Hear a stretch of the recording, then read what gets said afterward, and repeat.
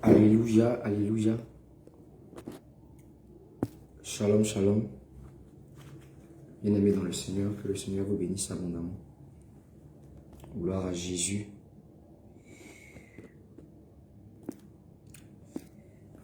Alléluia.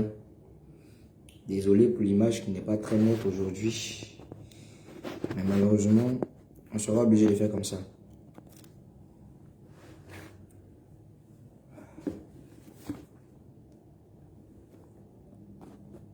Amen. Oh, vraiment. Avec mon téléphone déchargé, je suis obligé de prendre cette position.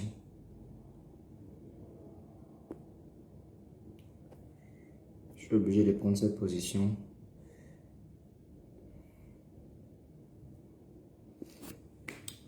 Alléluia. Bien-aimés ce soir,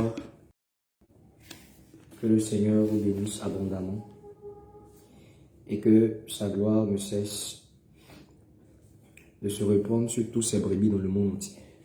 Dans le monde entier. Que sa puissance, sa grandeur, sa faveur ne cesse de se répandre sur ses enfants dans le monde entier. Alléluia. Gloire à Jésus. Alléluia, alléluia. Une fois de plus encore, désolé pour l'image.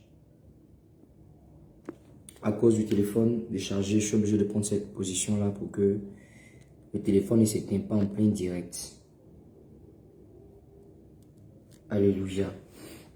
Donc, comme je disais, je bénissais encore le nom du Seigneur pour la vie qu'il ne cesse d'accorder à tous ses enfants. Cette vie, cette joie-là, cette paix-là, que notre Papa, le Roi de gloire, l'Alpha, l'Oméga, le Dieu puissant, ne cesse d'accorder à ses brebis. Nous bénissons encore son nom. Nous élevons son nom puissant. Nous élevons son nom glorieux. Parce que le Dieu de grâce que nous servons, le Dieu de grâce que nous adorons, c'est encore lui qui nous maintient en pleine forme. C'est encore lui qui nous maintient en bonne santé. Alléluia, gloire à Jésus. Nous allons commencer par un chant comme j'aime bien le faire. Amen.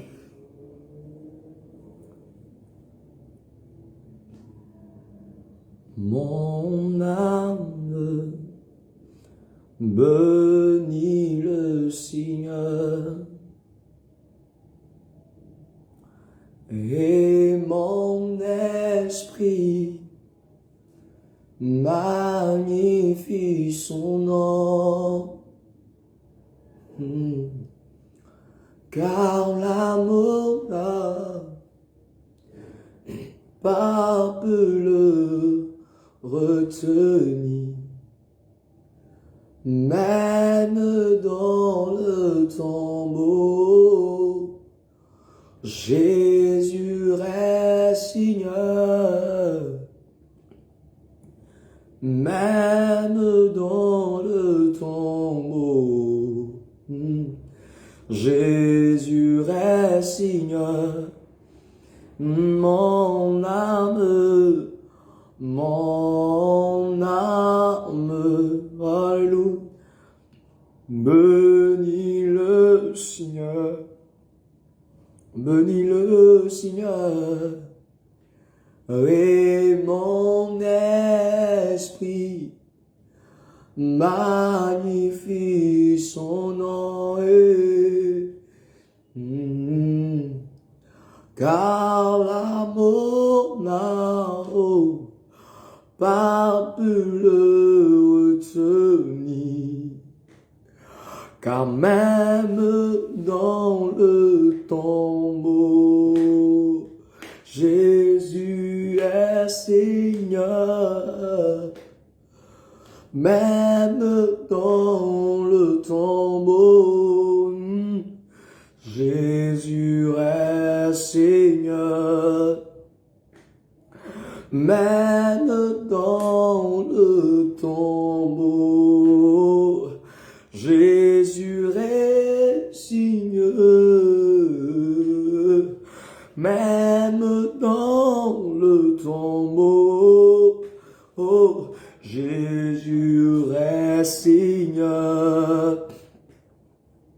je le vois, assis sur son trône. Hey. Je le vois, assis sur son trône. Je le vois, assis sur son trône. Je le vois, assis sur son trône. Je le vois, Yahweh, assis sur son trône. Je le vois, oh, assis sur son, oh oui, je le vois, oh, assis sur son trône. Je le vois, assis sur son trône. Je le vois, Yahweh, assis sur son trône. Je le vois, oh my Jesus, assis sur son trône. Alléluia. Gloire à Jésus. Bien-aimés, sans plus tarder, nous allons commencer. J'aimerais rappeler à quelqu'un que le titre de ce message, le titre de cet enseignement est la polygamie. Gloire à Jésus. Le chrétien et la polygamie. Est-ce que une personne qui a 2 femmes, qui a 3 femmes, qui a 4 femmes, qui a 5 femmes peut aller au ciel? Est-ce que la polygamie, le Seigneur le permet selon les saintes écritures? Parce qu'on ne peut pas se lever comme ça et puis on va dire que non, la polygamie a des fondements bibliques, ou encore on va se lever comme ça pour dire qu'on ne doit pas être polygame sans prendre les écritures. Est-ce que, selon ce qui est écrit, la polygamie a des fondements bibliques? Alléluia. Gloire à Jésus. Sans plus tarder, nous allons donc commencer, amen, avec le livre de 2 Timothée chapitre 4 verset 3 pour commencer déjà à éveiller l'esprit de quelqu'un, à situer quelqu'un. Gloire à Jésus. Le livre de 2 Timothée chapitre 4 à partir du verset 3. Je vais même commencer à partir du verset 1. Amen. Il dit, je t'en conjure devant Dieu et devant Jésus-Christ qui doit juger les vivants et les morts, et au nom de son apparition et de son royaume. C'est Paul qui parle à Timothée. Prêche la parole. Insiste en toute occasion favorable ou non. Reprend, censure, exhorte avec toute douceur et en instruisant. Car il viendra un temps où les hommes ne supporteront pas la saine doctrine, mais ayant la démangeaison, donc ayant coussa, d'entendre des choses agréables. Ils se donneront une foule de docteurs selon leur propre désir, détourneront l'oreille de la vérité et se tourneront vers les fables. Mais voilà l'indication que Paul donne aux brebis de Jésus. C'est vrai, il y aura ces faux docteurs, il y aura ces faux prophètes, il y aura ces faux enseignants. Mais qu'est-ce que nous, en tant que chrétiens, on doit faire? Il dit au verset 5, mais toi, sois sobre en toutes choses, supporte les souffrances, même si malgré tout ce qu'on dit, malgré tout ce qu'on prêche, Malgré tout ce qu'on annonce, on ne nous croit pas. On nous traite de sectaires, on nous traite de méchants, on nous traite de comme ci, de comme ça. Le Seigneur Jésus-Christ parle à travers la bouche de Paul. Mais toi, sois sobre en toutes choses. Supporte les souffrances. Fais l'œuvre d'un évangéliste. Je dirais à quelqu'un, fais l'œuvre d'un docteur, d'un pasteur, d'un prophète. Fais l'œuvre d'un apôtre. Remplis bien ton ministère. Alléluia. Donc voilà. Il y a des gens, des pasteurs, des prophètes, des docteurs qui se sont levés aujourd'hui et qui ont soulevé la doctrine de la polygamie. Alléluia. Puisqu'ils ne savent pas comment ils vont pratiquer la polygamie comme il le faut, ils veulent maintenant des soutiens et ils utilisent maintenant la parole de Dieu pour détourner l'œuvre de Dieu. Paul a dit, mais si quelqu'un vient vous annoncer notre évangile, que celui que moi je vous ai prêché, qu'il soit maudit. Mais des personnes ont le toupet, des personnes ont le culot d'utiliser la parole de Dieu et de la détourner et de la renverser. Alléluia. De prendre les Écritures et de tordre le sens à cause de leur propre désir pour un gain sordide, pour un gain honteux. À cause de la bêtise qu'ils font, ils prennent maintenant les Écritures, la parole de Dieu, pour pouvoir soutenir cela. Pour satisfaire leur libido. Alléluia. Gloire à Jésus. Quelqu'un se lève là-bas et dit la polygamie n'est pas un péché. Quelqu'un se lève là-bas et dit la polygamie, on peut avoir 2 femmes, on peut avoir 3 femmes. David a eu plusieurs femmes. Abraham a eu 2 femmes. Jacob a eu 4 femmes. Et même Salomon, même l'homme, on dit il a été le plus sage au monde, il a eu 1000 femmes. On dit amen. On dit d'accord. Est-ce que l'on a dit c'est fou? C'est biblique. Mais pourquoi cela a été fait? Alléluia. Est-ce que parce que David a eu plusieurs femmes? Est-ce que parce que Salomon a eu 1000 femmes, que nous aussi on peut avoir les 1000 femmes? On peut avoir plusieurs femmes. Gloire à Jésus. Alléluia. Alléluia.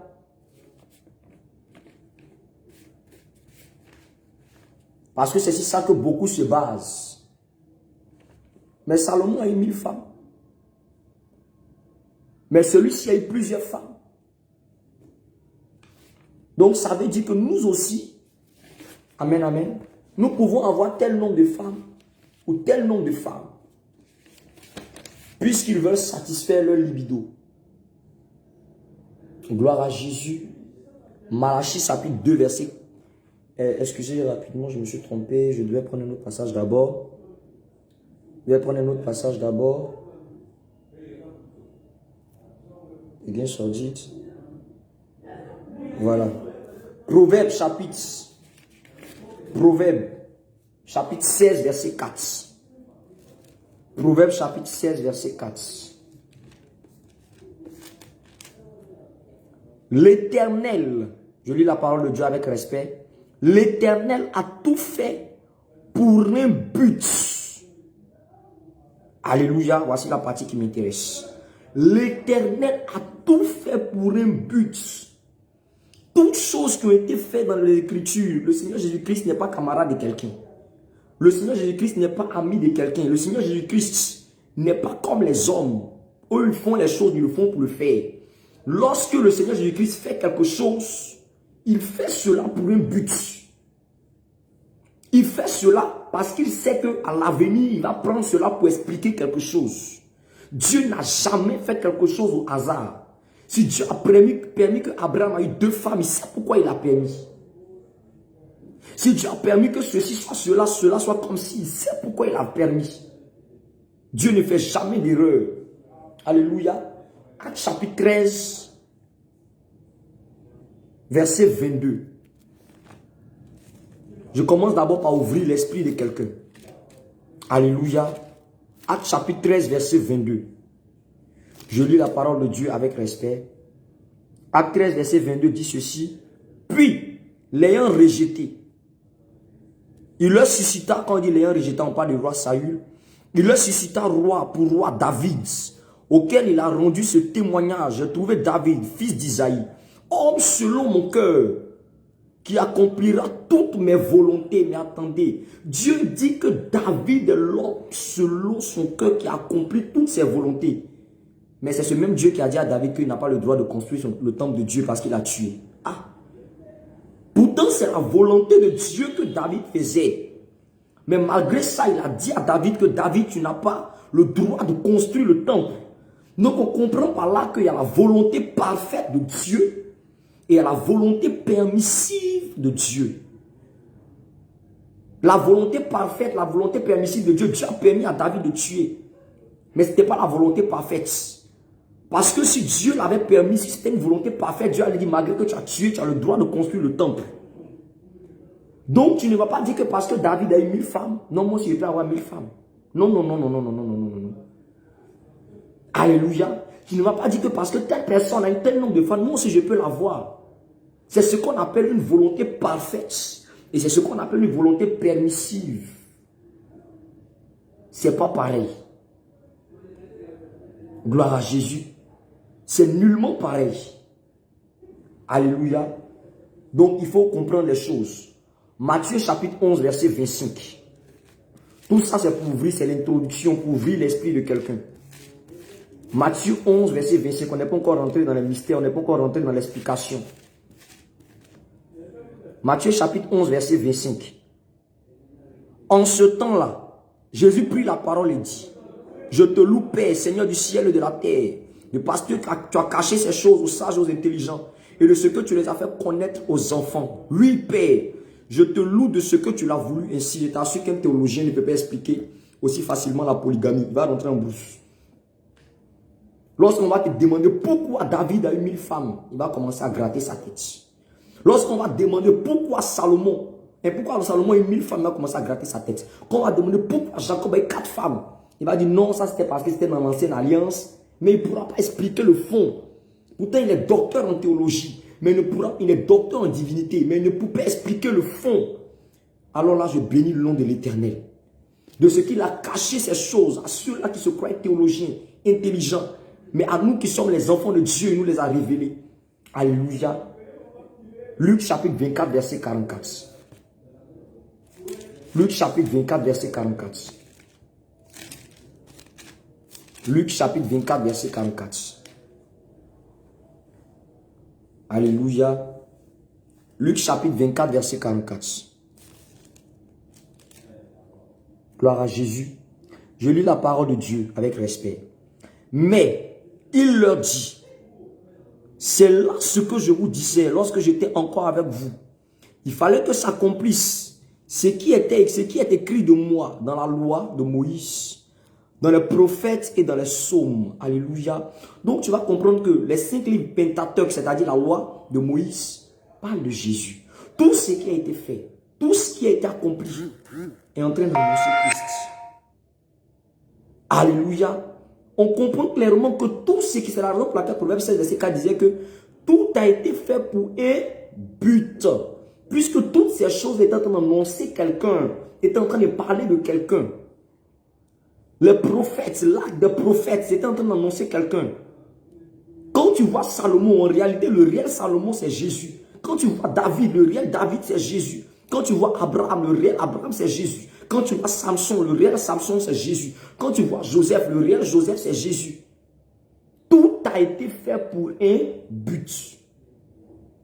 Dieu n'a rien fait au hasard. C'est comme c'est des personnages qui sont venus tourner le film de Jésus. Qui sont venus, une personne est venue expliquer Christ. Est venue expliquer Christ. Des acteurs qui viennent expliquer Christ. C'est tout. Ce qu'il faut comprendre par là. C'est tout ce qu'il fallait comprendre par là. Donc quand tu le vois là, ils étaient en train d'annoncer quelque chose. Alléluia. Gloire à Jésus. Avant même de rentrer dans le fond, dans les mystères, mais la question à se poser, ok, David a eu 1000 femmes. Abraham a eu 2 femmes. Telle personne a eu tel nombre de femmes. Jacob a eu 4 femmes. Mais quel est le modèle parfait que nous devons copier? Qui est le modèle parfait que nous, en tant que chrétiens, toi, en tant que chrétienne, tu dois copier? C'est qui le modèle parfait? Alléluia. C'est ça la réelle question d'abord. Qui est le modèle parfait à copier? Avant de rentrer même d'abord même dans les mystères, on va expliquer les 4 femmes de Jacob, on va expliquer les 2 femmes d'Abraham, on va expliquer les 1000 femmes de Salomon. Mais c'est qui même qui est notre modèle même que nous devons copier? C'est qui le modèle parfait de toutes choses? On va rentrer dans les Écritures. Alléluia. 1 Corinthiens chapitre. Gloire à Jésus. 1 Corinthiens chapitre 11.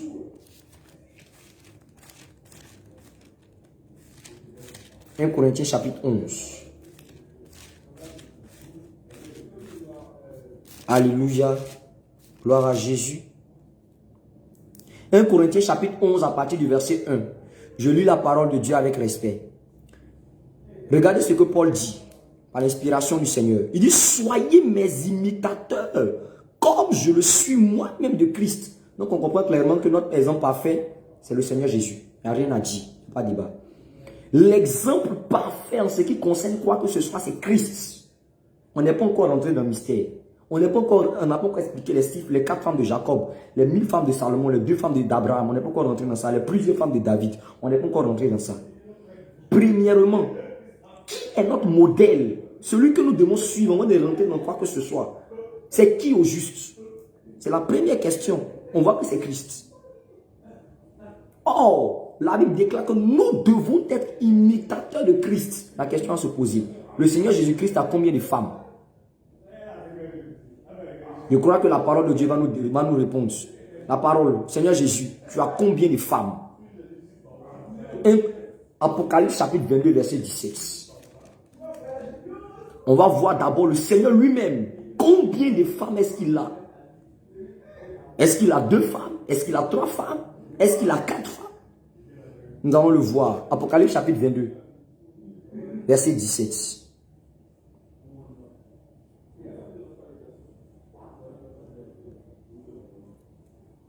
Alléluia.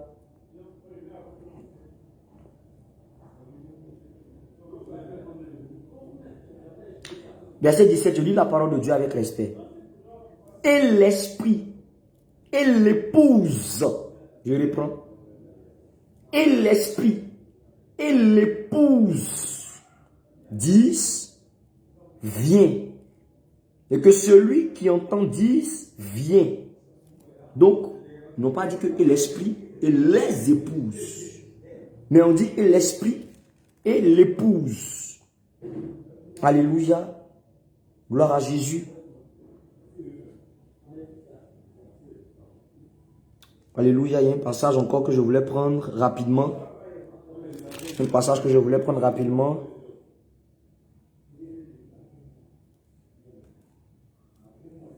Alléluia. Oh, malheureusement, j'ai perdu rapidement j'ai perdu le passage. Mais c'est pas grave. La Bible déclare que et l'esprit et l'épouse. Ils n'ont pas dit et les épouses. Donc on comprend clairement que le Seigneur Jésus-Christ a une seule épouse. Alléluia. Un autre verset encore. Acte chapitre 15, verset 14. Acte chapitre 15, verset 14. Acte chapitre 15, verset 14. Acte chapitre 15, verset 14. Rapidement. Alléluia. Je lis la parole de Dieu avec respect.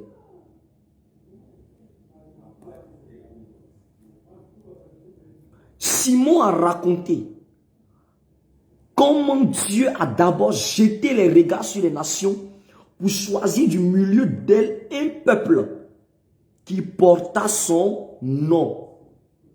Alléluia. Or, le peuple qui porta le nom de l'Éternel, c'est l'Église. Le Seigneur Jésus-Christ a pris parmi les nations des personnes, il a choisi plusieurs et il en a fait des membres de son Église qui est son épouse. Raison pour laquelle le livre d'Éphésiens chapitre 5 pouvait déclarer Marie Aimez vos femmes comme Christ a aimé l'église. Donc Dieu lui-même, il a une seule femme.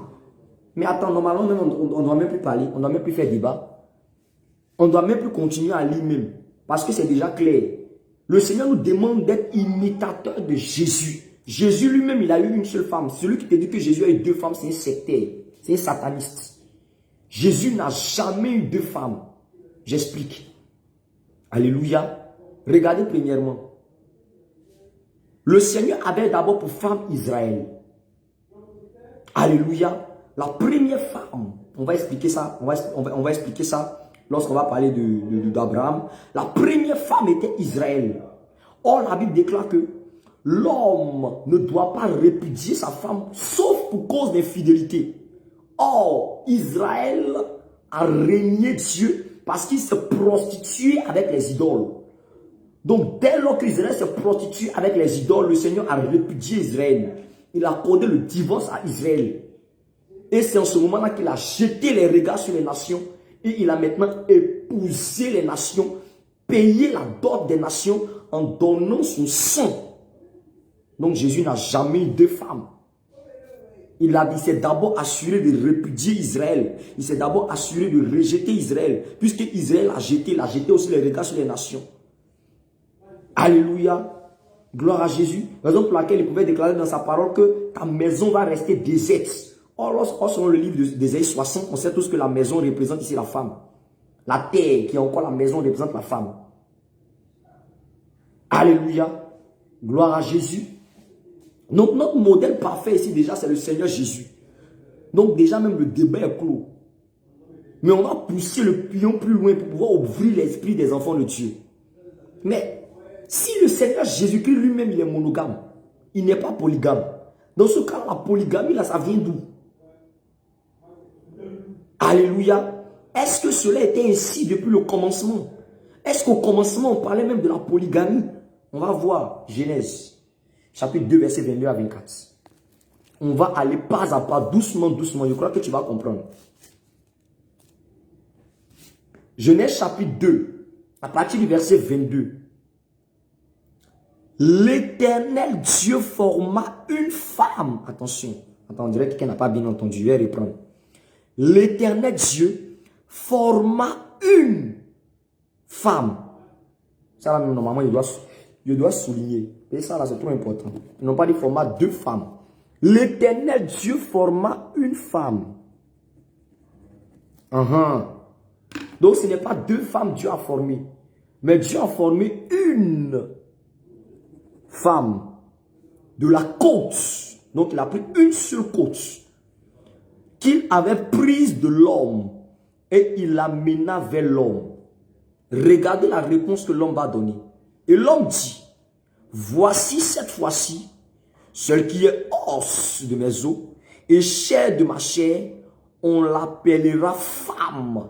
Il n'a pas dit, voici celle avec S. Tu peux prendre ta Bible. Celle-là, il n'y a pas S à la fin. Alléluia.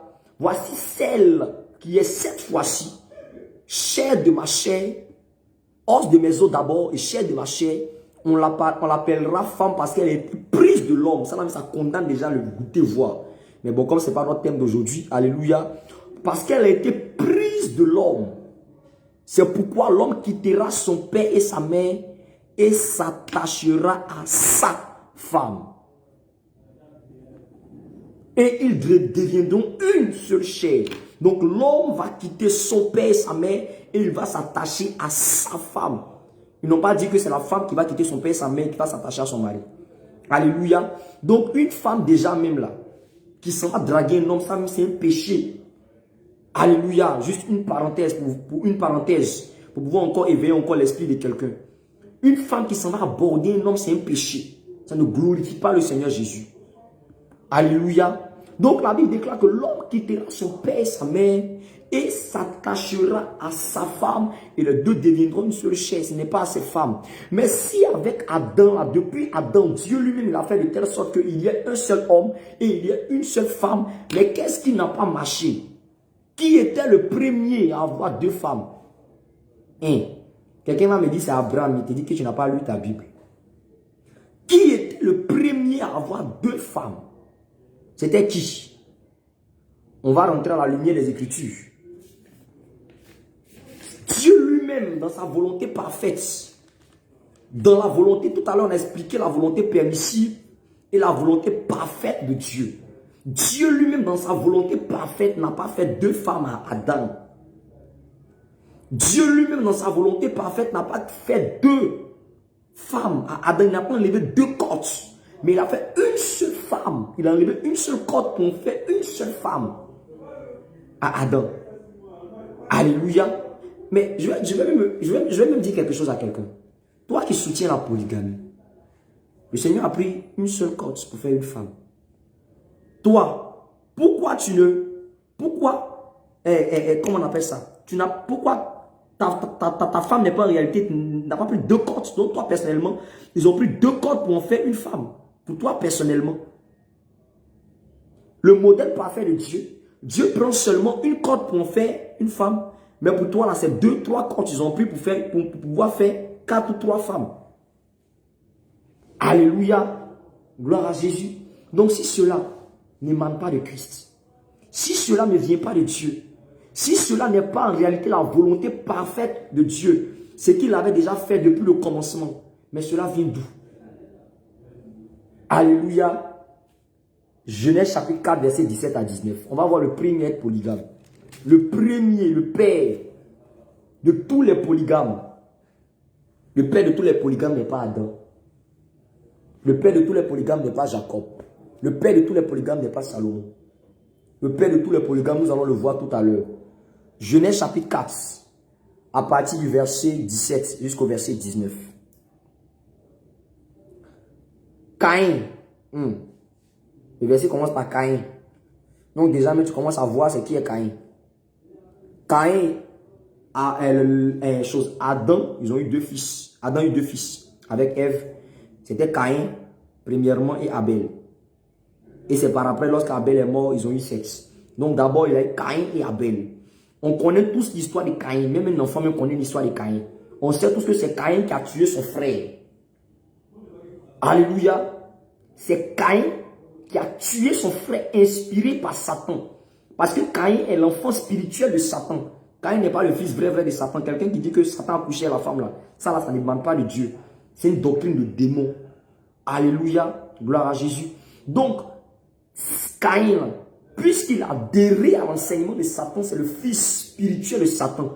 Nous adhérons à l'enseignement de Christ. Donc nous avons pour père spirituel le Seigneur Jésus. Alléluia. Donc, Caïn est le fils spirituel de Satan, mais on va voir dans ses descendances. Caïn connut sa femme et conçut et enfanta Enoch. Il bâtit ensuite une ville et il donna à cette ville le nom de son fils Enoch. Enoch engendra Irad. Irad engendra Mehujaël. Mehujaël engendra Métushaël. Métushaël engendra Lémec.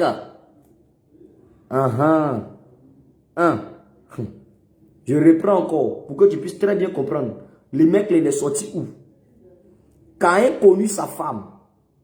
Elle conçut et enfanta Enoch. Il bâtit ensuite une ville et il donna à cette ville le nom de son fils Enoch. Enoch engendra Irad. Irad engendra Mehujaël. Mehujaël engendra Métushaël. Et Métushaël engendra Lémec. Au verset 19, Lémec prit 2 femmes. Attention. Lémec prit 2 femmes.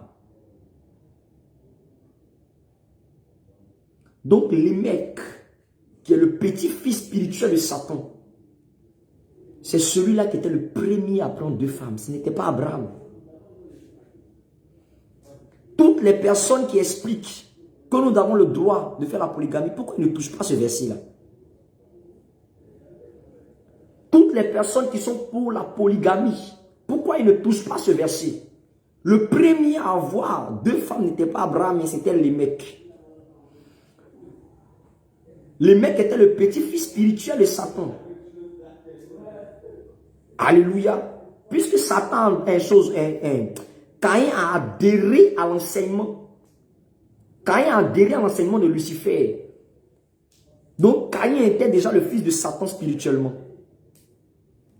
Alléluia.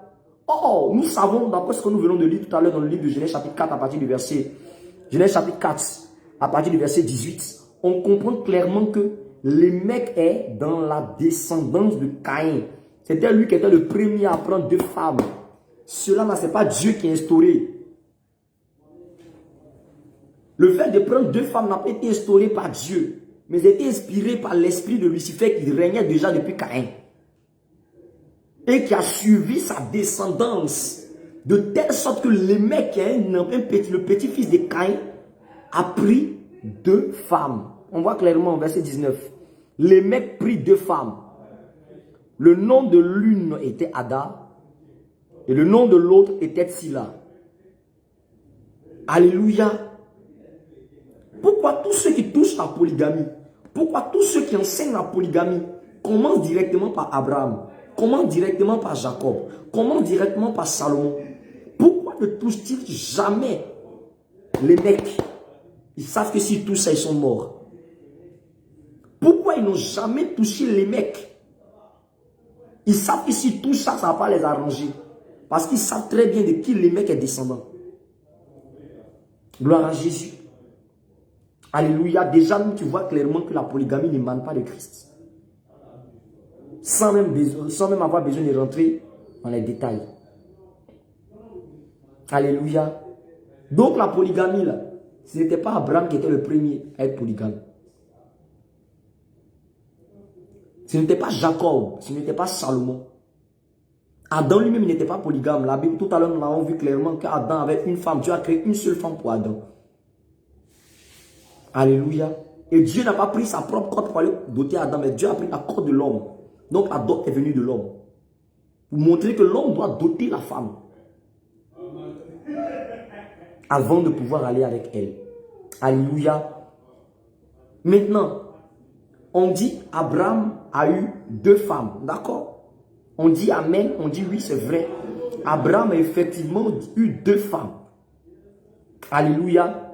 Mais, est-ce que c'est Dieu qui a demandé à Abraham d'avoir ces 2 femmes-là? Est-ce que c'est Dieu qui a demandé, qui a dit à Abraham, prends 2 femmes? Genèse chapitre 16, verset 2. Nous allons voir. On n'est pas encore rentré dans l'explication des 2 femmes. Tout pour le moment, on est en train juste de comprendre. Nous sommes en train d'expliquer. Expliquer dans la doctrine. On n'est pas encore entré dans la révélation. Genèse chapitre 16, verset 2. Et Sarai dit à Abraham, voici, l'Éternel m'a rendu stérile. Viens, je te prie, vers ma servante. Peut-être aurais-je par elle des enfants. Abraham écouta la voix de Sarai. Alors, Sarai, femme d'Abraham, prit Agar l'Égyptienne, sa servante, et la donna pour femme à Abraham, son mari, après qu'Abraham eut habité 10 années dans le pays de Canaan. Ah. Donc ici, on comprend clairement que ce n'est pas Dieu qui a demandé à Abraham de prendre une deuxième femme.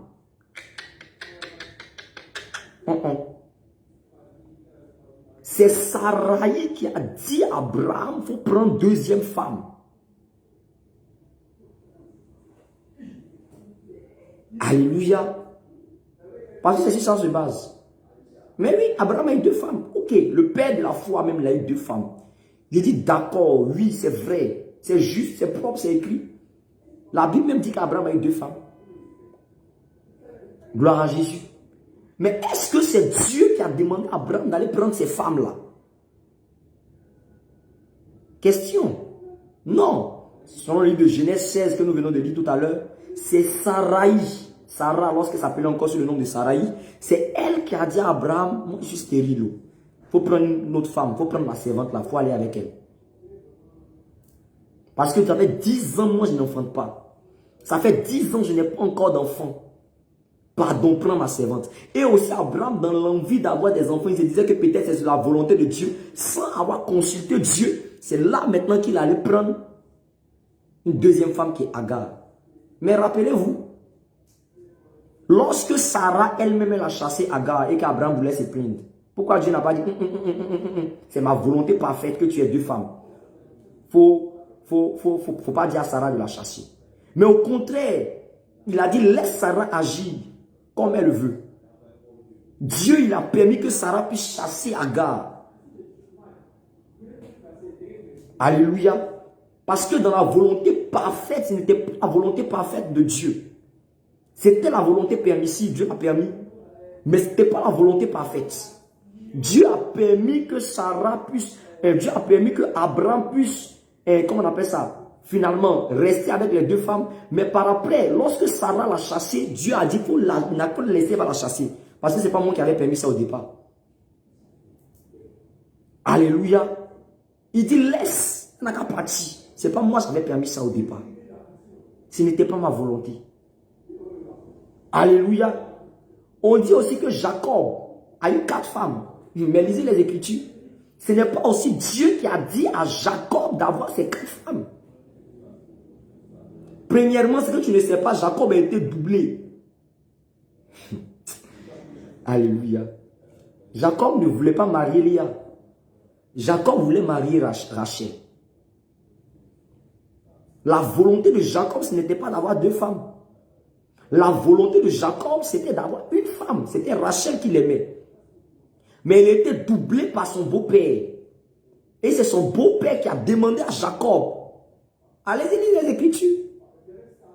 C'est son beau-père qui a demandé à Jacob de travailler.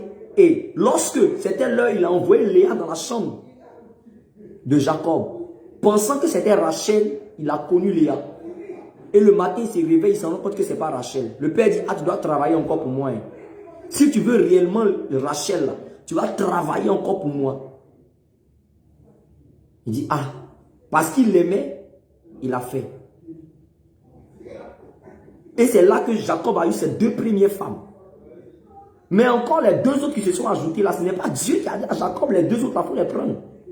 Quand Rachel a vu qu'elle était stérile, elle a donné sa servante à son mari. Ce n'était pas Dieu qui l'a donné.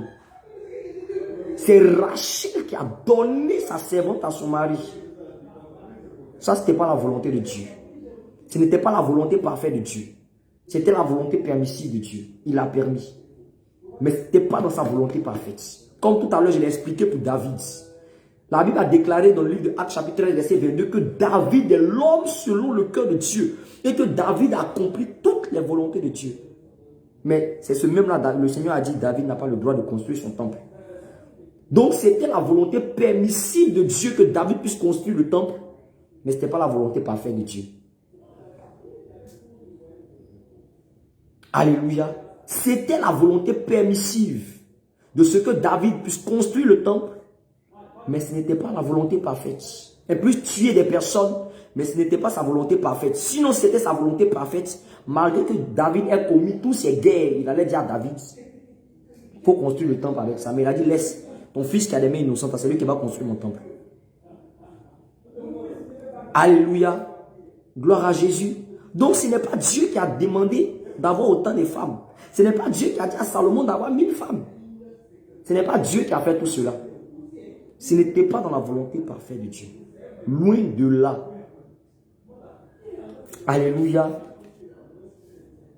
Gloire à Jésus. Donc, comme nous l'avons dit tout à l'heure selon le livre de Proverbes, chapitre 16, verset 4, toutes ces choses-là ont été faites pour un but. La question à se poser, c'est quoi le but de toutes ces choses-là? Maintenant, on va rentrer dans le mystère. On va expliquer le fond. Pourquoi Dieu a permis que Abraham ait 2 femmes? Pourquoi Dieu a permis que Jacob ait 4 femmes? Pourquoi? Il dit la Bible là. Si tu ne cherches pas le pourquoi, tu vas rentrer en brousse. Parce que tu vois comme ça, tu dis, oh, c'est permis. Comme c'est écrit, c'est permis. Ce n'est pas tout ce qui est écrit qui est permis. Il y a ce qui est donné pour égarer et il y a ce qui est donné pour sauver. Attention. Alléluia. Il y a ce que Dieu a donné pour égarer. Ceux qui n'ont pas réellement cru en sa parole, ceux qui se sont livrés à leurs propres pensées, ceux qui se sont livrés à leurs propres désirs, à leur chair, mais à ce que Dieu donne pour sauver. C'est la raison pour laquelle il pouvait déclarer dans sa parole que la lettre tue, mais l'esprit vivifie. Faites très attention aux Écritures. Alléluia. Donc pourquoi Proverbe 16, verset 4 dit que tout cela a été fait pour un but. Dieu a permis que Jacob ait 4 femmes pour un but. Dieu a permis que David ait plusieurs femmes pour un but. Dieu a permis que Salomon ait 1000 femmes pour un but. Dieu a permis que, il y a qui encore? Abraham eut 2 femmes pour un but. C'est pour un but que Dieu a permis tout ça. La loi même en ce qui concerne le fait d'avoir, si tu as 2 femmes, cela, Dieu l'a fait pour un but. Mais quel est ce but? Colossiens chapitre 2, verset 16 à 17. Colossiens chapitre 2, verset 16 à 17. On va commencer par là. Colossiens chapitre 2. Colossiens chapitre 2 à partir du verset 16. Que personne donc ne vous juge au sujet du manger ou du boire, ou au sujet d'une fête, ou d'une nouvelle lune, ou des sabbats. C'était l'ombre des choses à venir. Tout ça là. Tout ce qu'on parle de le manger, le boire, c'est-à-dire comment on devait manger la Pâque, comment on devait boire, et comment on appelle ça, comment on devait boire, comme ceci, cela, comment on appelle ça, le sabbat, les nouvelles lunes et tout ça, c'était la loi. La Bible déclare que personne ne vous juge à ces sujets-là. Pourquoi? Parce que toutes ces choses-là qui renfermaient la loi, en nous comprenons clairement que la loi a été écrite par Moïse à travers les 5 livres Pentateuque. La Bible déclare, c'est-à-dire Genèse, Exode, Lévitique, Nombre et Deutéronome. C'est ça qui sont les 5 livres Pentateuque. On a les livres prophétiques, on a les livres prophétiques et on a les psaumes. Alléluia. Qui sont les 3 générations. On ne va pas rentrer dedans. Donc la Bible déclare que tout ça là, c'était l'ombre des choses à venir. Mais le corps est en Christ. Donc toutes ces choses-là n'étaient que l'ombre. Toutes ces choses n'étaient pas la réalité. À travers ces choses, Dieu voulait expliquer quelque chose. Ce n'était que l'ombre. Donc lorsque tu vois Abraham a eu 2 femmes là, ça explique quelque chose. Ça explique Christ. Ça parle de Christ. Alléluia. Quand tu vois Jacob a eu 4 femmes là, c'est l'ombre. Dieu prend ça pour pouvoir expliquer certaines choses à l'avenir. Raison pour laquelle on a vu tout à l'heure dans Luc 24, verset 44, il fallait que s'accomplisse ce qui était écrit de moi dans la loi, les psaumes et les prophètes. Toutes ces choses-là parlaient de Jésus, annonçaient Christ. Les 7 tresses de Samson annonçaient Christ. Selon Apocalypse, où le Seigneur, la Bible déclare que l'agneau avait 7 cornes. L'agneau qui était au milieu de l'autel, entre les 24 vieillards et les 4 êtres vivants. Ça expliquait le Seigneur Jésus. Tout parle de Christ. Tout enseigne Christ. Donc, pour comprendre la parole de Dieu, là, quand tu prends comme ça, il faut voir directement Jésus. Quand tu prends la Bible, il faut demander, attends, où est Christ dedans? Comme on avait l'habitude de le dire, un père. Quand tu prends, il faut chercher Christ se situe où dans la Bible? Ce passage que je lis là, où est Christ dedans? Et t'assure que tu comprendras beaucoup de choses. Alléluia. Gloire à Jésus. Donc, Abraham eut 2 femmes. On rentre maintenant dans les explications. On ne va pas tourner autour du pot. Abraham a eu 2 femmes. Ça veut dire quoi? Galates chapitre 4, verset 19 à 26. Galates chapitre 4. Ça là, c'est pas compliqué. L'apôtre Paul, inspiré par le Saint-Esprit, lui-même va se charger d'expliquer les 2 femmes de Salomon. Je commence au verset 19. Mes enfants, pour qui je prouve de nouveau les douleurs de l'enfantement. Ça cache un mystère, on ne va pas parler de ça. Jusqu'à ce que Christ soit formé en vous, je voudrais être maintenant auprès de vous et changer de langage. Car je suis dans l'inquiétude à votre sujet. Oh oui, le Seigneur est dans l'apôtre Paul, comme il est en train de parler, comme Paul pouvait parler dans ces moments-là. Oui, je suis aussi dans l'inquiétude en ce qui concerne bon nombre de chrétiens qui s'attachent à des doctrines de démons, à des doctrines de goûter-voir, à des doctrines de ceci, de cela, à des doctrines de un chrétien peut-être polygame. Je suis aussi dans l'inquiétude comme Paul était en train de le déclarer dans ce passage. Alléluia. Regardez ce que Paul dit. Il dit, il est dans l'inquiétude. Dites-moi, vous qui voulez être sous la loi, n'entendez-vous point la loi? Il commence par là. Vous qui voulez être sous la loi là, est-ce que vous n'entendez pas la loi? Au verset 22. Car il est écrit qu'Abraham eut 2 fils. Il est écrit qu'Abraham eut 2 fils. Un de la femme esclave et un de la femme libre. Attention. La Bible déclare qu'Abraham eut 2 fils. Un qui est de la femme esclave et le deuxième qui est de la femme qui est libre. L'apôtre Paul va nous expliquer tout à l'heure les 2 fils. Pourquoi les 2 femmes de Salomon, les 2 femmes d'Abraham, pourquoi Abraham a eu 2 femmes à travers lesquelles sont sortis 2 fils différents. Gloire à Jésus. Alléluia. Regardez ce qu'il dit. Mais celui de l'esclave naquit selon la chair, celui de l'esclave qui est Agar, naquit selon la chair, et celui de la femme libre, bien sûr qui est Sarah, naquit en vertu de la promesse. Mais regardez ce qu'il va dire. Ces choses sont allégoriques. Donc quand Dieu est en train de voir Abraham, toi tu vois Abraham avec 2 femmes, mais Dieu ne voit pas Abraham avec 2 femmes. Dieu voyait ça comme une parabole. Lorsqu'on dit une allégorie, nous savons tous que c'est une figure de style. Alléluia. L'allégorie, c'est une figure de style. Pour ceux qui ont fait au moins la terminale, etc., à partir de la seconde, on voit ça. Gloire à Jésus. La Bible déclare que c'est allégorique. Pendant que toi, tu es en train de voir 2 femmes là, Dieu lui voit pas 2 femmes, mais il voit quoi? On continue. Ces choses sont allégoriques, car ces femmes sont 2 alliances. Et toi, tu vois 2 femmes, Dieu ne voit pas 2 femmes. C'est la raison pour laquelle Dieu l'a permis, parce qu'après, il allait expliquer quelque chose. À l'avenir, il allait expliquer quelque chose. Alléluia. Toi, tu es en train de voir 2 femmes. Toi, tu es en train de voir Abraham a 2 femmes, donc je peux avoir 2 femmes aussi. Dieu lui voit pas ça. Dieu lui voit 2 alliances. Alléluia. Il dit ces choses-là sont allégoriques. Ça veut dire que c'est une parabole qu'il est en train de donner. Pendant que toi, tu voyais les 2 femmes, Dieu lui voit une parabole. Alléluia. Ces 2 femmes ont bel et bien existé. Mais en ce moment-là, pendant que toi, tu voyais les 2 femmes-là, Dieu lui voyait loin. Il voyait 2 paraboles à travers ces femmes-là. Car ces femmes sont 2 alliances, l'une du mont Sinaï, enfantant pour la servitude, c'est Agar. Attention.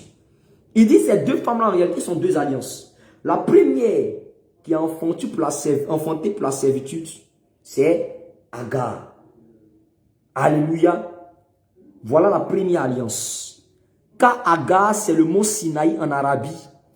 Et elle correspond à la Jérusalem actuelle.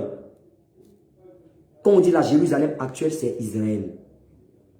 Pendant que toi, tu voyais 2 femmes là, Dieu lui voyait loin là-bas. Dieu lui voyait la première alliance qu'il allait faire avec Israël d'abord. Qui était la femme qu'il avait eue. Alléluia. Donc, Dieu voyait d'abord Agar. Et Dieu voyait d'abord Israël. Toi, tu es là. Non, comme Abraham a 2 femmes. Moi aussi, je peux avoir 2 femmes. Dieu l'a permis, non parce qu'il allait permettre à l'avenir qu'une personne allait avoir 2 femmes, une personne allait avoir 3 femmes. Mais Dieu voulait expliquer quelque chose dans les 2 femmes d'Abraham. Il dit en réalité, les 2 femmes là, ce n'est pas 2 femmes. Pendant que toi, tu es en train de voir 2 femmes là, moi, je voyais 2 alliances. La première là représente Israël. En réalité, c'est moi, Dieu, qui suis Abraham, le véritable Abraham. Et la première femme qui est Agar, c'est Israël. Alléluia. Il continue. Donc au verset 25, je reprends. Car Agar, c'est le mont Sinaï en Arabie. Vous pouvez suivre avec moi en prenant votre épée, ça dit votre Bible. Alléluia. C'est Arabie. Et elle correspond à la Jérusalem actuelle, qui est dans la servitude, avec ses enfants. Alléluia. Mais la Jérusalem d'en haut, elle est libre, c'est notre mère, car il est écrit, régis-toi stérile, toi qui n'enfantes point, éclate épouse des cris d'allégresse, toi qui n'as pas éprouvé de douleur de l'enfantement, car les enfants de la délaissée seront plus nombreux que les enfants de celle qui est mariée. Pour vous, frères, comme Isaac, vous êtes les enfants de la promesse. Alléluia. Pendant que toi, tu étais en train de voir deux femmes, on peut marier deux femmes pour satisfaire ta libido là. Dieu, lui, ne voyait pas ça. Dieu, il voyait deux alliances. Il voyait Israël et il voyait l'Église. Alléluia. Pendant que toi, tu voyais deux femmes, Dieu voyait Israël, où il allait sortir les enfants d'Israël, et l'Église, où il allait sortir les chrétiens, les enfants de Dieu. Toi, tu vois avec tes yeux. Pourtant, c'est eux qui ont fini avec mystère. Les maîtres, les patrons dans les mystères. Mais cette chose-là, ils n'ont pas vu parce que Dieu les a aveuglés. L'intelligence. Alléluia. Donc, pendant que toi, tu voyais des femmes-là, pasteur, théologien, Dieu lui ne voyait pas deux femmes, mais Dieu lui voyait deux alliances, Israël et l'Église. Raison pour laquelle, lorsque Dieu a béni Abraham, il a dit, regarde, je multiplierai ta postérité comme les étoiles du ciel et comme le sable de la mer. En réalité, lorsque Dieu voyait les étoiles du ciel, cela représentait l'Église. Et lorsqu'il voyait le sable de la mer, cela représentait Israël. Pourquoi? Lorsque tu prends le livre d'Apocalypse 12, la Bible déclare qu'il a vu une femme qui était céleste, un signe dans le ciel. Et la femme-là se trouvait dans le ciel. Cette femme-là représentait l'Église. Et le sable de la mer représente Israël parce que Moïse, c'est lui qui est le représentant d'Israël. Et c'est lui qui a été tiré des eaux. Or, selon le livre de Genèse, la Bible déclare que c'est la terre qui a été tirée des eaux. Donc la terre où se trouve le sable. Pendant que toi, tu voyais deux femmes là. Dieu voyait Israël et puis l'Église. Les enfants actuellement qui sont dans la servitude, qui sont Israël, parce qu'Israël a rejeté Christ. Or, à cause du fait que Israël ait rejeté Christ, actuellement ils sont dans la servitude. Parce que celui-là, il déclare que dans le livre de Jean chapitre 8, que vous connaîtrez la vérité vous affranchira. Et au verset 36, Jean 8, verset 36, il dit que si le Christ vous a affranchi, vous serez réellement libre. Mais puisqu'Israël a refusé d'accepter le Seigneur, actuellement Israël est dans la servitude. Et c'est nous les chrétiens, les enfants de Dieu, les brebis de Christ, les véritables chrétiens. Tout véritable chrétien, c'est celui-là qui vient de la Jérusalem céleste, qui est en réalité l'Église. Alléluia. Donc voici les deux femmes d'Abraham. Ce n'est pas magie. Voici les deux femmes d'Abraham. C'est tout. Abraham eut deux femmes, c'est ça qui est là. Le Seigneur a permis d'expliquer la volonté parfaite et la volonté permissive. Le Seigneur a permis qu'Abraham eut deux femmes, tout simplement pour pouvoir s'expliquer lui-même. C'est tout. S'il n'a pas demandé de faire ça pareil. C'était comme, comment il s'appelle, David, comme j'avais expliqué tout à l'heure. Dieu a permis que David puisse tuer. Mais en réalité, ce n'est pas ce qu'il voulait au fond de lui. Mais tout ça, c'était pour expliquer quelque chose. Il y a des mystères qui sont cachés derrière. Alléluia. Donc voilà, Abraham eut deux femmes. Jacob. On va rentrer maintenant dans Jacob. On dit, mais, ok. Quelqu'un m'a dit, d'accord. Abraham eut deux femmes. Comment tu vas expliquer que Jacob a eu quatre femmes aujourd'hui? On va voir ça. Oui, Jacob a eu quatre femmes. Mais tout ça aussi, il y a un mystère qui est caché derrière. Alléluia. Jacob a eu quatre femmes là. Ça représente quoi? Alléluia. On va voir ça à la lumière des Écritures. Genèse 37, verset 9 à 10. Genèse chapitre 37, verset 9 à 10. Genèse 37, Genèse 37. Genèse 37. Genèse chapitre 37. À partir du verset 9. Regardez. On va expliquer tout à l'heure les quatre femmes de Jacob. Alléluia. Je crois qu'après ça, l'esprit de beaucoup d'enfants de Dieu seront ouverts. Et lorsque tu vas te trouver devant quelqu'un qui sera en train de débattre en ce qui concerne la théologie, bien aimé, tu sauras te défendre. Parce que bon nombre de personnes aujourd'hui commencent à pervertir l'évangile de Christ. Genèse 37, à partir du verset 9. Il eut encore un autre songe. On parle de Joseph. Joseph a eu encore un autre songe. Et il raconta à ses frères. Il dit, j'ai eu encore un songe. Et voici, le soleil 1, la lune 2, et les 11 étoiles se prosternaient devant moi. Je reprends encore pour que quelqu'un suive. Joseph eut un songe, c'est Genèse chapitre 37 à partir du verset 9, à partir du verset 9 jusqu'au verset 10. Il est pour Joseph, encore un songe, et il raconta à ses frères, et il dit, j'ai eu encore un songe,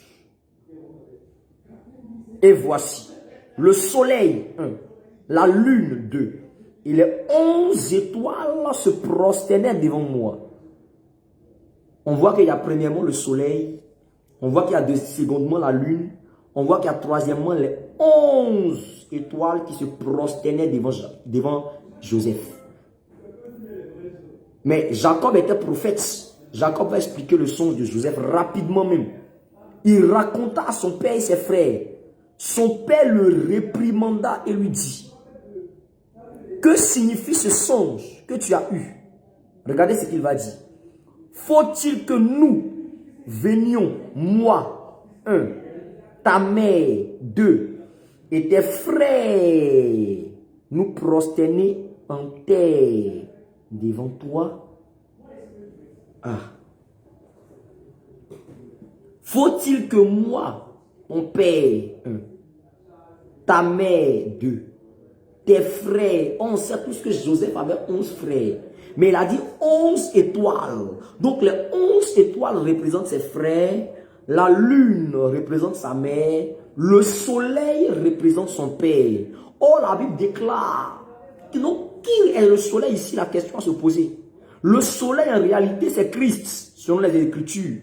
C'est la raison pour laquelle la Bible déclare que Christ est un soleil. La Bible l'appelle encore le soleil de justice. Donc Jacob ici dans la révélation représente Christ, représente Dieu. La lune représente la mer et les 11 étoiles représentent les frères. Mais la question à se poser, pourquoi Jacob n'a pas dit tes mères et il dit ta mère? Pourquoi c'est une seule lune il voit? Pourquoi il n'y a pas aussi eu les 3 autres lunes qui étaient présentes? Mais c'était uniquement une seule lune. En réalité, dans la révélation, donc Rachel était cachée les 4 femmes. Alléluia. En Rachel, dans une seule femme qui était Rachel, étaient cachées les 4 femmes de Jacob.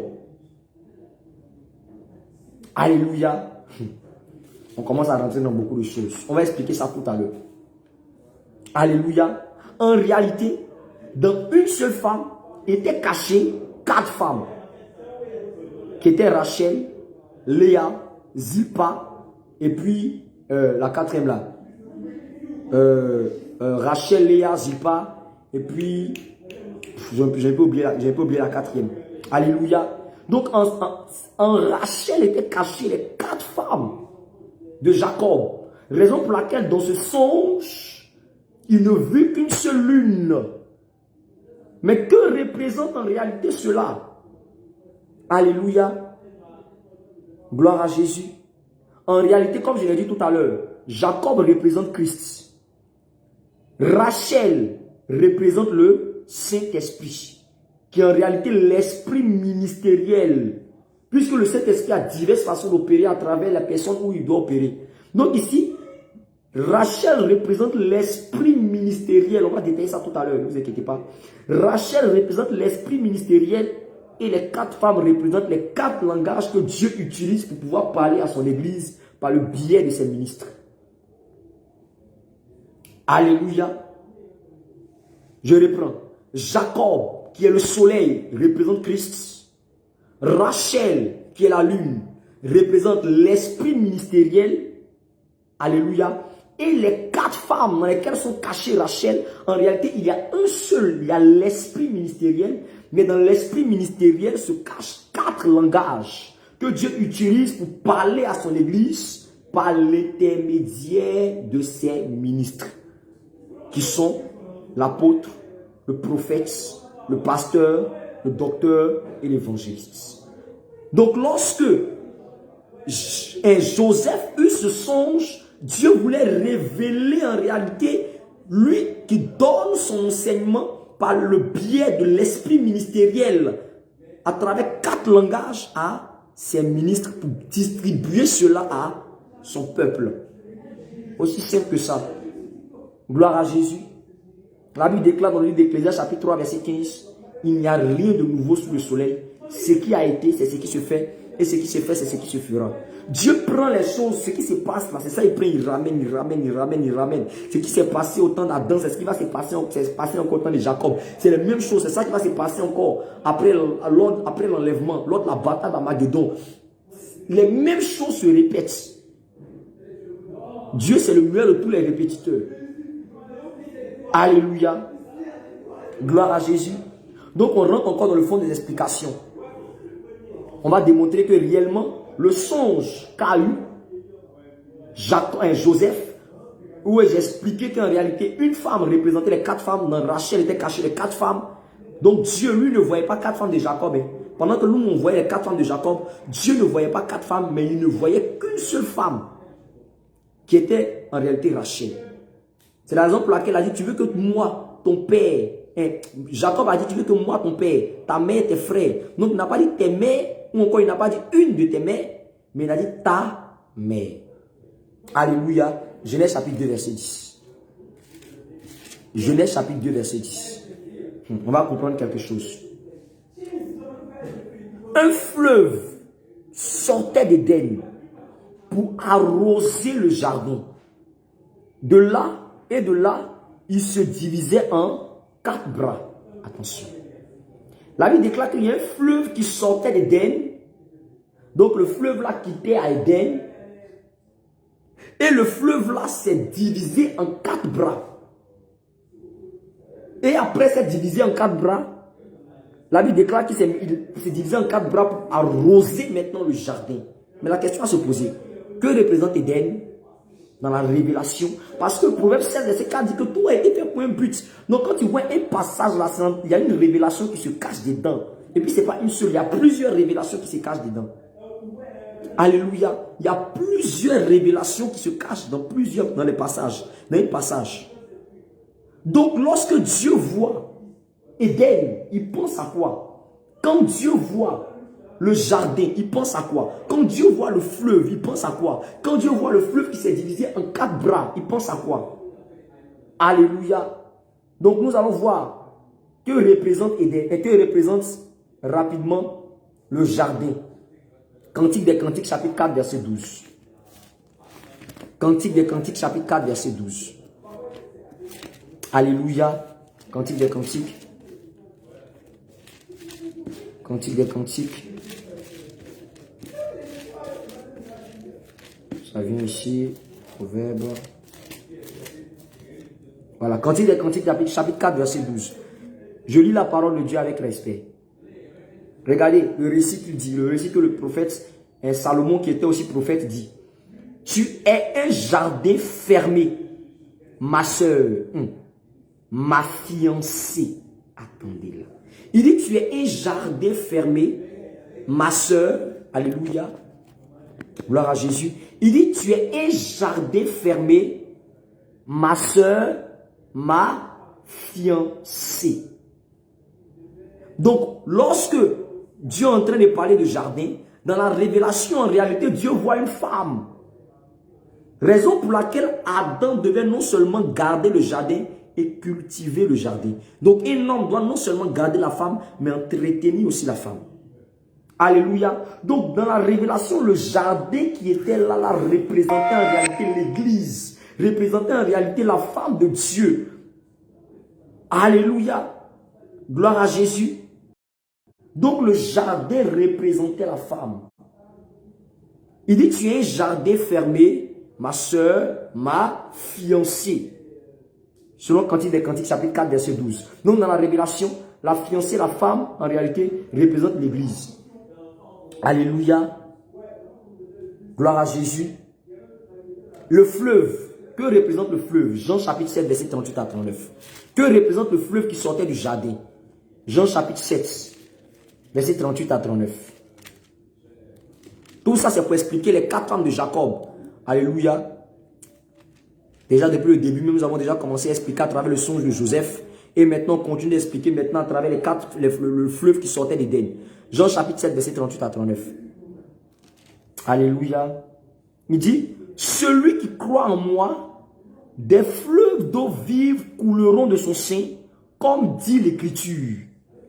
Il dit cela de l'esprit que devaient recevoir ceux qui croiraient en lui. Donc on comprend clairement que le fleuve en réalité représente l'esprit de Dieu. Mais dans notre cas ici, le fleuve représente l'esprit ministériel qui est donné au ministre. Donc ça sort d'Éden. Alléluia. Donc le fleuve qui sort d'Éden en réalité représente l'esprit ministériel qui sort du Seigneur Jésus. Gloire à Jésus. Puisqu'on a vu tout à l'heure que le fleuve représentait l'esprit ministériel. Éden représente Christ. Donc le fleuve qui sort d'Éden représente en réalité l'esprit ministériel qui sort de Christ. Maintenant se divise en 4 bras. Les 4 bras représentent quoi? Nous allons le voir tout à l'heure dans le livre de 1 Corinthiens chapitre 14 verset 6. Que représentent les 4 bras? 1 Corinthiens chapitre 14 verset 6. 1 Corinthiens chapitre 14 verset 6. 1 Corinthiens chapitre 14 verset 6. Je lis la parole de Dieu avec respect. 1 Corinthiens chapitre 14 verset 6. Alléluia.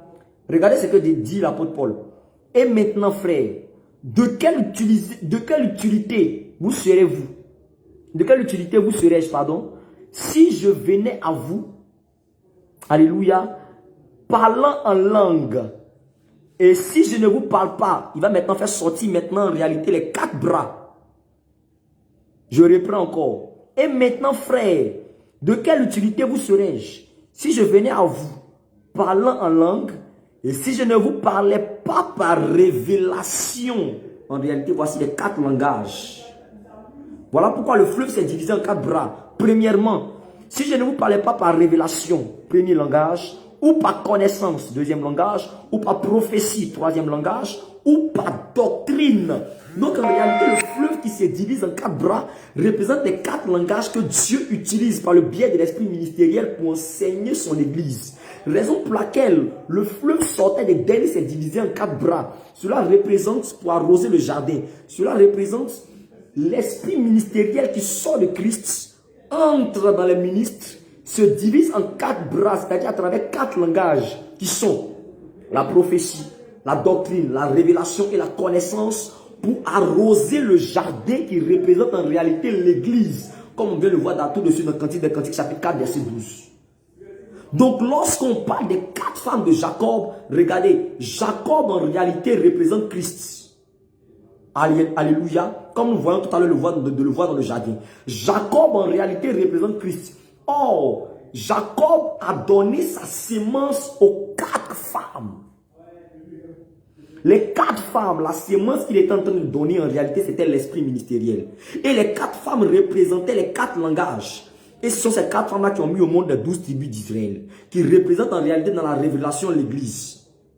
Puisque nous avons été comment on appelle ça, selon le livre de Éphésiens chapitre 2 verset 20, nous avons été édifiés sur le fondement des apôtres et des prophètes. Jésus lui-même étant la pierre angulaire. Donc 12 tribus d'Israël dans la révélation aussi, ramenées aux 12 apôtres.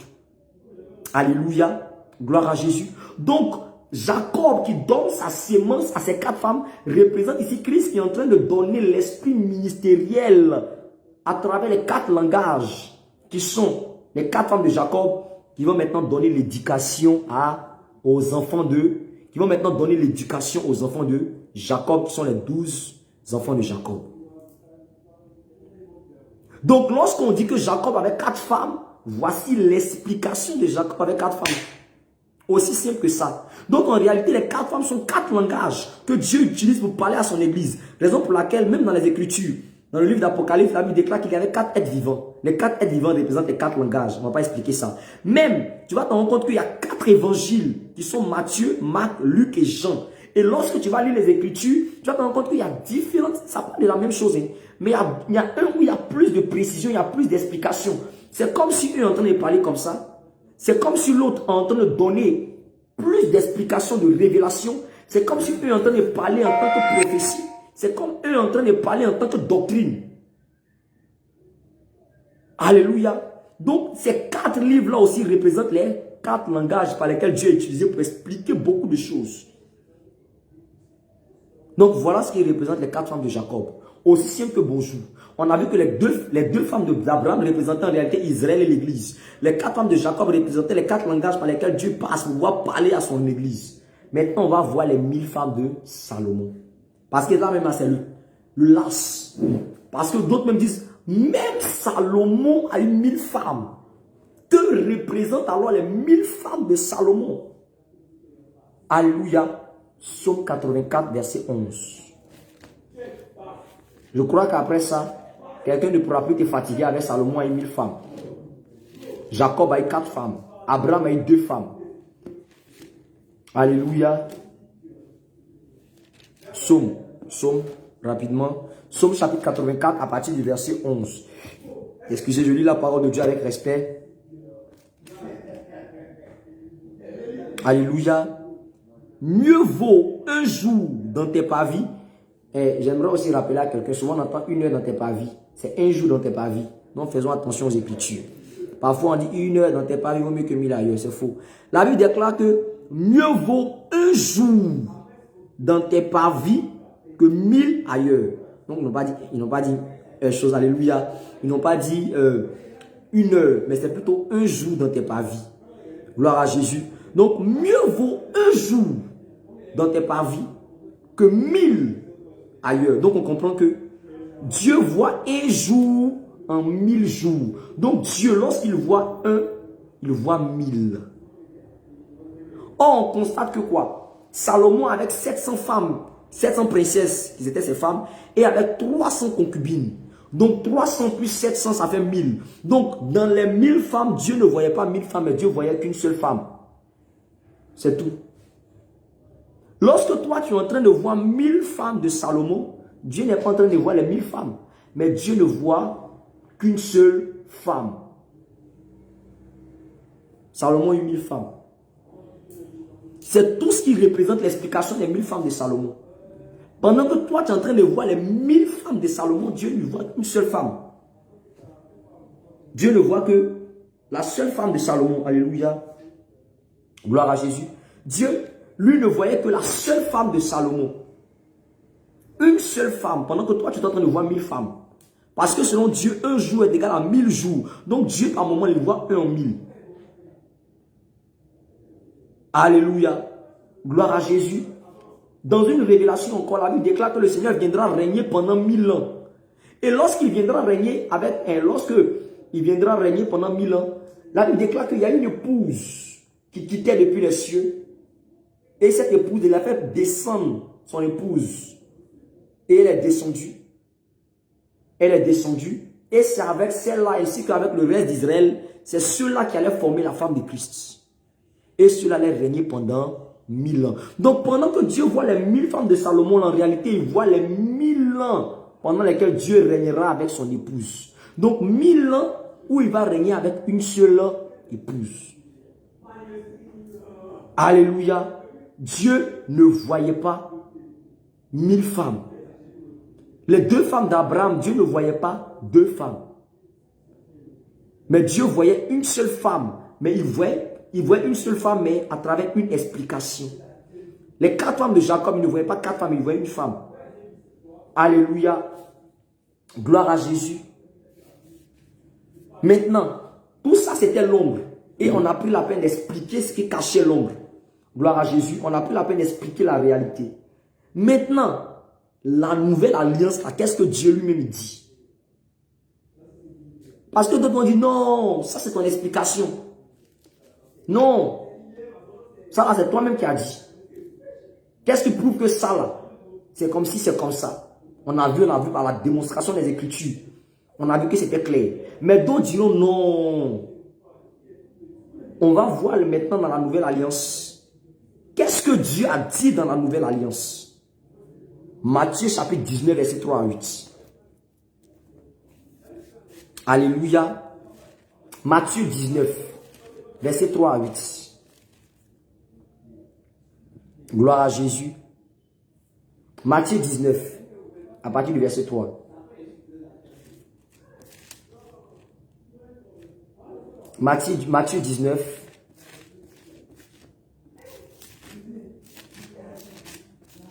Matthieu 19, à partir du verset 3. Je lis la parole de Dieu avec respect. Alléluia. Les pharisiens l'abordèrent et dirent, pour l'éprouver. Les pharisiens vont aborder le Seigneur Jésus. Dieu connaît les pharisiens. Il connaît ces éléments. La Bible déclare que les pharisiens ont approché Jésus-Christ de Nazareth dans le but de pouvoir l'éprouver. C'était tout leur but. Ils voulaient éprouver Christ. Raison pour laquelle ils l'ont abordé. Est-il permis à un homme de répudier sa femme pour un motif quelconque? Ils ont demandé, est-ce qu'il est permis à un homme de répudier sa femme pour un motif quelconque? Regardez la réponse du Seigneur Jésus. Il répondit, n'avez-vous pas lu que le Créateur au commencement fit l'homme et la femme? Dieu va ramener. Ils ont posé une question très précise. Certes, ils n'ont pas posé la question de savoir que Dieu va avoir parlé de l'homme, de la femme. Ils n'ont pas posé la question sur polygamie. Mais Dieu sait que ceux-là, c'est des polygames dépassés. Il sait que ceux-là, ils ont envie de prendre 2 femmes, de prendre 3 femmes, de prendre 4 femmes. Il connaît le fond de leur cœur. Puisqu'ils veulent prendre 2 femmes, souvent la femme qui est à la maison les fatigue, donc ils veulent même la chasser. Alléluia. Ils veulent chasser une et ils veulent prendre une 2e femme, une 3e femme. Là, les 2 femmes qui sont à la maison, celles qui n'appellent pas, ils vont chasser celles qu'ils veulent. Et maintenant, celles qui les conviennent, ils vont encore les faire venir dans la famille pour avoir encore plus de femmes. Dieu connaissait déjà leur cœur, il connaissait leurs pensées. Ils sont venus le prouver. Regardez ce que Dieu, le Seigneur Jésus-Christ dit. Il dit, il répondit, n'avez-vous pas lu que le Créateur au commencement fit l'homme et la femme? Ça, c'est le Seigneur Jésus-Christ lui-même qui est en train de parler. Et qu'il dit, c'est pourquoi l'homme quittera son père et sa mère. Le Seigneur est en train de rétablir toutes choses. C'est la raison pour laquelle la Bible déclare que je vous remplacerai les années qu'on détruit, le Sassotérel, le Gélec, le Gazam et le Asile. Le Seigneur est en train maintenant de rétablir tout ce qui avait été détruit. Le Seigneur est en train de rétablir tout ce qui avait été fait depuis Adam. Adam qui était poussière, le Seigneur est maintenant en train de le ramener en tant qu'homme. Pour avoir maintenant la domination sur l'ennemi. Dieu est en train maintenant d'expliquer les profondeurs, de ramener tout. Il n'y a plus maintenant de soi-disant quoi. Dieu ramène maintenant au commencement. Puisqu'il est venu, le Christ est venu pour tout rétablir. La manière que c'était au commencement là, Christ est venu rétablir ça. Regarde ce qu'il dit. Il dit, n'avez-vous pas lu que le Créateur au commencement fit l'homme et la femme? Et qu'il dit, c'est pourquoi l'homme quittera son père et sa mère et s'attachera à sa femme et les deux deviendront une seule chair. On va plus loin. Ainsi, ils ne sont plus 2. Attends, il n'a pas dit ainsi, ils ne sont plus 4. Hein. Il n'a pas dit ainsi, ils ne sont plus 3. Hein. Il n'a pas dit ainsi, ils ne sont plus 5. Hein. Il dit ainsi, ils ne sont plus 2. Ça veut dire qu'il y a l'homme et il y a la femme. Il n'y a pas l'homme et les femmes. Ainsi, ils ne sont plus 2, mais ils sont une seule chair. Que l'homme donc ne sait pas point ce que Dieu a joint. Ah, le Seigneur a répondu clairement. Il dit au commencement là, Dieu a fait l'homme et la femme. Oh, Dieu est venu pour rétablir tout ce qui a été fait depuis le commencement. Affaire de 2 femmes là, c'est fini ça. Affaire de 3 femmes là, c'est fini ça. Bêtise que les mecs envoyaient là, c'est fini. Alléluia. Gloire à Jésus. On continue même. Au verset 7. Regarde ce qu'ils vont lui dire. Pourquoi donc lui dit-il, Moïse a-t-il prescrit de donner à la femme une lettre de divorce et de la répudier? Regardez la réponse de Jésus.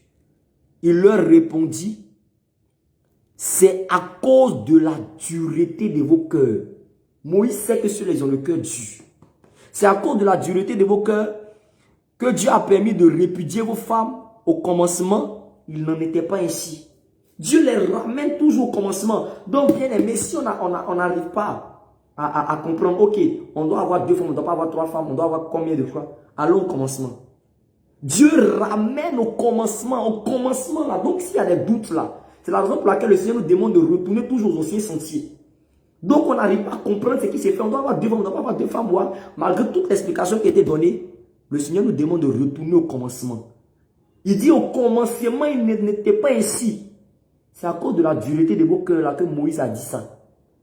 Donc, dans un passage aussi d'Exode chapitre 21, le verset 10, Moïse a dit que si une femme, un homme épouse 2 femmes, voilà, je crois qu'on va lire ça même. Exode chapitre 21, verset 10. Voilà, Exode chapitre 21, verset 10. Exode 21, Exode 21. Je crois qu'on va lire ça pour faire comprendre quelque chose à quelqu'un. Exode 21, verset 10. S'il prend une autre femme, alléluia, il ne retranchera rien pour la première à la nourriture, aux vêtements et au droit conjugal. Alléluia. Donc Moïse dit que si vous avez pris une autre femme là, vous ne devez pas retrancher au droit conjugal, vous ne devez pas retrancher à la nourriture. D'abord, vous ne devez pas retrancher à la nourriture, aux vêtements et au droit conjugal. C'est parce qu'il connaissait les pensées des pharisiens. Si Moïse, il connaissait les pensées des Israélites, si Moïse s'amusait à dire que vous devez prendre une femme, ils vont dire mais Abraham avait 2 femmes. Mais Jacob avait 4 femmes. Maintenant, pourquoi toi tu viens nous dire ici qu'on a qu'à prendre une seule femme? À cause de la dureté de leur cœur, Moïse était obligé de leur dire ça. Mais la question à se poser, toi, la Bible déclare que si tu retranches, si tu prends une deuxième femme là, tu ne dois rien retrancher, même au lit conjugal. Tu es sûr que tu arrives à satisfaire la première femme et la deuxième femme en même temps? Tu es sûr que tu fais les mêmes soirées chaque jour? Tu es sûr que le nombre de fois que tu passes chez la première dans la semaine, tu passes le nombre de fois dans la deuxième dans la semaine? Je vais t'expliquer quelque chose. Rappelle-toi qu'une semaine est constituée de 7 jours. 7 jours là, c'est un homme impair. Vous ne savez pas que c'est un piège que Moïse a donné. Pour ceux qui étaient polygames, Moïse lui-même n'était pas polygame. Ça ne vous dit rien. C'est un piège que Moïse a donné. Dans la semaine, il y a 7 jours. Et Moïse dit, tu ne dois rien retrancher aux choses au droit conjugal. Ça veut dire que si tu es passé 2 fois dans la semaine pour l'autre, tu dois passer aussi 2 fois dans la semaine pour l'autre. Quand on divise 7 en 2, ça fait combien? Ah, qui a réussi à accomplir ça? Qui a réussi à respecter ça? Toi qui as 4 femmes, toi qui as 5 femmes, tu es sûr que tu arrives à passer les mêmes jours.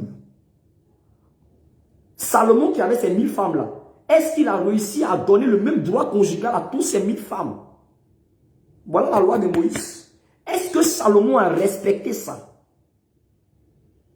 Non, Salomon a eu 1000 femmes. Jacob qui avait 4 femmes là, est-ce qu'il a respecté ça? La Bible déclare qu'il ne doit rien retrancher, même au droit conjugal. Donc ça doit être équitable. Si dans la semaine tu es passé 2 fois chez l'autre, tu dois passer 2 fois aussi chez l'autre. Alléluia. Vous amusez avec les Écritures. Le Seigneur Jésus-Christ lui m'a parlé. Il a été clair. Il dit c'est à cause de la dureté de vos cœurs que Moïse vous a dit ça. Sinon au commencement, il n'en était pas ainsi. Alléluia. On va finir par le livre d'un Corinthiens chapitre 7 à partir du verset 1. 1 Corinthiens chapitre 7. 1 Corinthiens, rapidement. 1 Corinthiens chapitre 7, verset 1 à 2. Alléluia. Ça, c'est un passage que vous pouvez prendre pour bloquer n'importe qui. Je me rappelle un jour, nous étions à l'évangélisation et on a fini de prêcher, on a fini d'enseigner. On était en train de faire le plein air. Alléluia. Et lors de cette évangélisation, quand j'ai fini de parler, je me suis retiré et un autre a pris le micro. Un gars de Gédéon de la Tchétchouva m'approche. Il dit, mais qui a dit que la polygamie c'est un péché? La polygamie n'a jamais été un péché. On a parlé tout à l'heure de la polygamie. C'est vrai, tu prêches bien, c'est bien. Mais la polygamie n'est pas un péché selon les Écritures. Il dit, pourquoi tu dis la polygamie n'est pas un péché? Il l'a tourné, il l'a monté, il est descendu. Il dit, d'accord. Il a essayé de l'expliquer. Il dit non. Il dit, ok, tout ça là c'est long, on va revenir dans le Nouveau Testament. Puisque c'est ça, on voit clairement que là-bas, il n'y a pas de débat. On va venir dans le Nouveau Testament. Et on va voir ce que Dieu lui-même dit à travers la bouche de ses serviteurs. Puisque toi, je crois que tu crois en Paul. Alléluia. Donc, il dit, ok, alors dans le Nouveau Testament, donc que passage du Nouveau Testament Dieu interdit à un homme d'être polygame? Il dit d'accord. 1 Corinthiens chapitre 7, verset 1 jusqu'au verset 2. Pour ce qui concerne les choses dont vous m'avez écrit, je pense qu'il est bon pour l'homme de ne point toucher les femmes. Paul dit, c'est ce que moi je pense. En tout cas, ça c'est l'une des meilleures choses pour pouvoir éviter beaucoup de choses. Toutefois, donc il a donné une condition. Pour éviter l'impudicité, que chacun ait sa femme. Il a fait exprès, je me suis calmé. Il dit exactement. Qui a dit que quand on dit que chacun ait sa femme là? Ça veut dire qu'on doit avoir une seule femme. Si tu as 3 femmes, c'est sa femme. Si tu as 4 femmes, une. Par exemple, chaque femme représente sa femme. Il dit, je savais que tu allais dire ça, je sais où t'attraper. On continue. Et que chaque femme ait son mari. Est-ce que tu es d'accord aussi qu'une femme peut avoir aussi 2 maris, peut avoir aussi 3 maris? Donc chacun de ces hommes-là représente aussi son mari. C'est fini le bloqué. Il dit non, il dit non. Parce que le goûter, il dit, on n'est pas encore arrivé dans le goûter. Terminons ça là d'abord. Tant qu'on n'a pas encore fini ce passage-là, on ne bouge pas. Tant que ce passage, on n'est pas d'accord et que tu n'as pas dit que polygamie là, c'est faux là, on ne bouge pas. Explique-moi ça là. Tu dis que lorsque la Bible déclare dans 1 Corinthiens 7, verset 2, que chacun est sa femme, ça veut dire que chaque femme représente sa femme. La Bible a continué dans le même passage pour dire que chaque homme aussi est son mari. Donc tu admets que chaque femme aussi peut avoir plusieurs maris. Il ne peut pas, parce qu'ils savent très bien, une personne dit, ils disent que la femme ne peut pas avoir plusieurs maris, mais l'homme peut avoir plusieurs femmes. Quand il est posé, ça c'est fini, il est bloqué. Il n'arrive plus à s'en sortir. C'est une question piège qu'on peut prendre pour attraper tous les faux pasteurs qui enseignent que la polygamie n'est pas un péché. Alléluia. On prend ça pour attraper tous les faux pasteurs qui enseignent que la polygamie n'est pas un péché. Je crois que c'est clair. Aucun ne peut s'en sortir sur ce passage. Aucun ne peut s'en sortir sur ce passage. Alléluia. Donc, voici un peu le résumé. Alléluia. Ce n'est pas tout l'enseignement, c'est juste vraiment une petite partie de l'enseignement en ce qui concerne la polygamie. Parce que si on veut parler de toute la polygamie, dans toutes les révélations, je crois qu'on ne peut pas quitter ici. Parce qu'il y a beaucoup de choses qui se cachent dedans. Mais j'ai pris la peine de faire sortir quand même l'essentiel. Si on prend pour vous poser des questions au niveau de l'évangélisation, où on essaie encore de vous bloquer par moments, etc., etc., où on essaie encore de, comment on appelle ça, vous n'arrivez pas à comprendre les points essentiels, c'est ce que j'ai pris la peine de faire sortir tout à l'heure. Donc, notre exemple parfait, c'est le Seigneur Jésus-Christ lui-même qui avait une femme selon Apocalypse 17, qui est l'épouse de Christ, selon Apocalypse chapitre 22. Alléluia. Alléluia, je me rappelle, selon Apocalypse chapitre 22. Alléluia. Gloire à Jésus. Voilà, selon Apocalypse chapitre 22, on voit clairement que le Seigneur lui-même, selon 1 Corinthiens 11, verset 1, qui dit que nous devons limiter, lui-même n'a pas 2 femmes, il a une seule femme qui est l'église. Nous avons vu que Abraham qui a eu 2 femmes n'était rien d'autre que, comment on appelle ça, Abraham qui a eu 2 femmes n'était rien d'autre qu'une parabole, une allégorie, selon Galates chapitre 4, verset 20, où en réalité ces 2 femmes représentaient 2 alliances qui sont deux alliances qui sont faites en réalité avec Israël. La première alliance et la seconde alliance qui s'est faite avec l'Église. Donc, c'était une volonté permissive de Dieu, non la volonté parfaite pour expliquer quelque chose à l'avenir. Jacob aussi qui a eu 4 femmes représentant en réalité les 4 langages par lesquels Dieu prend pour pouvoir parler à son Église. Et Salomon qui a eu 1000 femmes représentant en réalité les 1000 ans où le Seigneur viendra régner avec son épouse pendant 1000 ans. Alléluia. Gloire à Jésus. Et en réalité, ce n'était pas la volonté parfaite de Dieu. La preuve, c'était Lémec, fils de Caïn, qui était en réalité le fils spirituel de Satan. C'était lui-là qui était le premier inspiré que l'homme doit avoir 2 femmes. Alléluia. C'était le premier à prendre 2 femmes. Donc, voici un peu le résumé de cet enseignement. Que le Seigneur vous bénisse abondamment. Je crois que nous avons terminé par un cantique et par la prière. Que le Seigneur encore bénisse sa parole au nom de Jésus. Merci Dieu, merci Dieu, merci Dieu, merci Dieu, merci, merci, merci Dieu. Merci Dieu pour cet enseignement. Merci Dieu pour ce moment. Merci Dieu pour cette parole. Merci, merci, merci Dieu. Merci Dieu, oh pour la vie. Merci Dieu pour tes brebis. Merci Dieu pour ta puissance. Merci Dieu.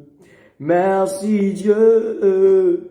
Merci Dieu. Merci Dieu.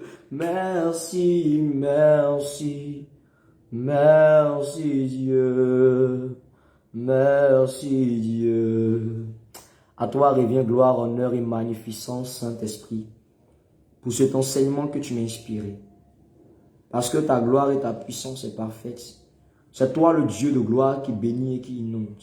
Père, voici cet enseignement a été donné pour la gloire de ton nom. Je te prie afin que cet enseignement aille loin, afin de libérer des personnes qui sont encore dans le joug de la polygamie, qui sont encore trompés par Satan, qui sont conduits par l'ennemi, pensant qu'avec 2 femmes, ils pourront entrer au ciel. Père, je te prie de libérer, je te prie de les délivrer, je te prie de les libérer pour que ton nom soit élevé. Père, je te prie de leur faire grâce, de leur ouvrir les yeux. Je te prie aussi, Père, que tes enfants qui ont reçu aujourd'hui cet enseignement soit scellé dans leur cœur, que cet enseignement soit scellé dans leur pensée, afin qu'ils arrivent jour et nuit à s'en sortir face à une personne qui arrivera encore, qui essaiera de contester l'enseignement qui est donné. À toi revient gloire, à toi revient magnificence, à toi revient élévation. C'est dans le nom puissant et précieux de Jésus-Christ de Nazareth que j'ai prié. Amen. Ok, shalom, shalom, et que le Seigneur vous bénisse abondamment. C'était votre frère, un serviteur, le frère Emmanuel, appelé à être docteur selon la volonté du Seigneur Jésus. Shalom.